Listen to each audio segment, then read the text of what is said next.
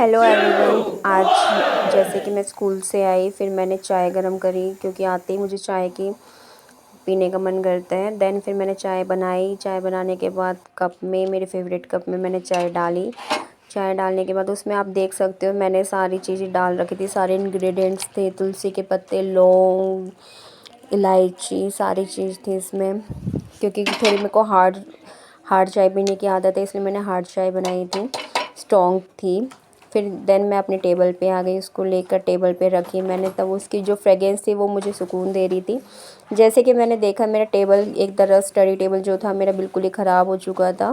फिर उसको मैंने सेट किया, सारा सामान मैंने जहाँ उसको रखना था मैंने वहाँ सामान उसको रखा। क्योंकि अगर आप स्टडी करने बैठ रहे हो या पढ़ाने बैठ रहे हो तो पहले मेन है आपका स्टडी टेबल साफ़ होना चाहिए। स्टडी टेबल पे मतलब कोई प्रॉब्लम ना हो कि जिससे आपको क्या लगे, ख़राब सा लगे। फिर मैंने जो सामान जहाँ रखना था मुझे, मैंने वहाँ सामान उसको रखा। फिर उसके बाद देन मैंने स्टार्ट किया अपना सेशन, अपना व्लॉग बनाना। ठीक है, पहले मैंने अपना चाय स्टैंड पे रखा, चेयर लगाई मैंने। देन उसके बाद फिर मैंने चाय को एकदम ही देखकर एक तरह से सुकून मिल रहा था, क्योंकि उसकी फ्रेगरेंस बहुत ही ज़्यादा अच्छी थी और स्ट्रॉन्ग थी, तो इसलिए फिर मुझे अच्छा लगा। ठीक है, ये मैंने माची से रखी हुई हैं क्योंकि एक ना मिले तो दूसरी तो होनी चाहिए। ये मेरे ये सिम थी, सिम में मैंने क्या करा था, अभी चेंज कराया था मैंने नंबर, तो इस वजह से मैंने सिम भी रख रखी थी वो। देन ये मैंने एक कॉम्ब लिया था, ये मसाज कॉम्ब है। इसमें क्या होता है, इसमें आप ऑयल वगैरह लगाओगे तो बैक की मसाज, मेरा शोल्डर पेन हो रहा था तो इसलिए पेन के लिए मैंने ये लिया था। शोल्डर मतलब पेन होता है तो इस वजह से ये रिलीफ़ करेगा। देन फिर मैंने अपना ये जो खाटू श्याम जी गए थे हम, तो मैं ये रोज़ मिला था उधर से मेरे को, तो वो मैंने स्टडी टेबल पे ही आके रख दिया था कि ताकि मतलब इसकी फ्रेगरेंस भी रहे और अच्छा रहेगा, तो पास में रहेंगे तो फिर ठीक रहेगा साथ में। तो जैसे कि आपको पता है कि आज मेरा दूसरा व्लॉग है, सेकंड व्लॉग है। ठीक है, मैं अपना सारा सामान रख रही हूँ। ये मेरा फेवरेट परफ्यूम है बेलविटा। इसकी फ्रेगरेंस मुझे अच्छी लगती है क्योंकि मीठी मीठी फ्रेगरेंस है और फिर वो एक शांति भी देती है और एक एनर्जेटिक भी है ये वीडियो, मतलब ये परफ्यूम वीडियो तो नहीं खास। तो देन फिर उसके बाद मैंने अपना सारा सामान मैं रख ही रही थी क्योंकि बहुत ज़्यादा बिखरा हुआ था सामान टेबल पे, तो इस वजह से सारे पेन्स वगैरह मैंने मतलब रख रखी थी। क्योंकि कल लेट नाइट मैं स्टडी करी थी, जिस वजह से ये सारा सामान इधर उधर पड़ा हुआ था और पेन वगैरह भी इधर उधर थे, तो इस वजह से। तो जैसे ये आप देख रहे हो हीटर है, हीटर में मैंने थोड़ा हाथ से के अपनी मछलियों को देखा। देन मैंने स्टार्ट किया आगे का, मतलब आगे की पढ़ाई करना। क्योंकि अभी तो चाय पिए, ये बच्चे बैठे हुए थे, बच्चे को मैं बैठे बैठे ये था कि हाँ चलो ये भी पढ़ लेंगे और थोड़ा मैं भी अपना काम कर लेती हूँ, क्योंकि मेरे को भी अपनी क्लास लेनी थी। तो पहले तो इनको मैंने पढ़ाया, कॉपी वगैरह चेक करी, काम दिया इनको। देन मैं फिर अपनी चाय पे आ गई और फिर मैंने अपना सारा सामान ये क्या था रखना स्टार्ट करा। अभी आपने देखा होगा पहले वाली वीडियो में बेलविटा रखा था मैंने, बट वो थोड़ी आगे पीछे वीडियो हो गई है। इसको मैंने बार बार मैं एडजस्ट करने में इतना टाइम नहीं था मेरे को अपलोड भी करना था। मैंने कहा चलो पहले अपलोड कर लेती हूँ।